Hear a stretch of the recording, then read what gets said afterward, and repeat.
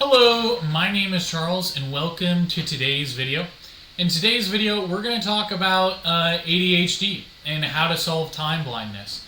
If you are someone and you're experiencing, you're late for everything, you're like, man, I don't know how to show up on time for things, I don't seem to make it when I need to certain appointments, and you're just struggling to be punctual and to show up when you need to, and you're struggling to be there for events that matter, then let me give you a word of advice.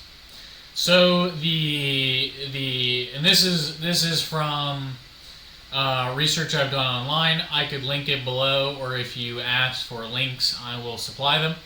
But essentially, there's a part of the brain called the suprachiasmatic nucleus, and for mammals like us, for human beings, at least in the scientific sense, I mean, we're spiritual beings, but at least in the scientific sense, our brain sets its circadian rhythm, or its 24-hour cycle, based on exposure to light, or at least that's the Zeitgeber.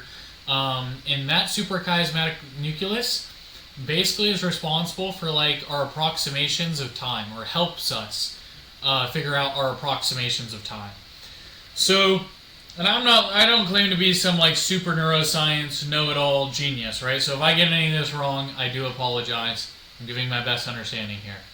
Basically, if you have ADHD, the part of your brain that is responsible for approximating, let's say you tell someone in the friend group and you're like, hey man, I'll be there in 20 minutes, right? Or you tell, right, you're going on a date with your girlfriend or your beloved, and you tell them I'll be there in 20 minutes, but really you show up in 25 or 30. It's like, basically with people with ADHD, their ability to approximate how long something is going to take is not working that well, is not that functional. And so the solution for those with ADHD who want to be punctual and on time is just externalize time. Externalize your clock. Because the internal hardware, that suprachiasmatic nucleus brain region that is supposed to be helping you figure out that timing, is not functioning as well. So what you can do instead is you can just externalize time. Let's say you want to spend 2 hours on a homework assignment. Set your timer for 2 hours. If it takes less, then you know, okay, an assignment like that takes around an hour. And now you're giving your brain accurate data and feedback to work off. Or if it takes longer than 2 hours, you also know.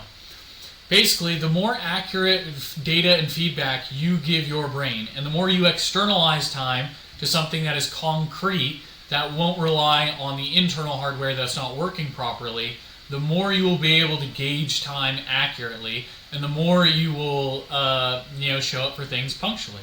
You'll know that, okay, well, if I put the timer for an hour, it'll just ding at an hour, and I don't have to keep a mental note or, get my approximation wrong of how long I want to spend on something.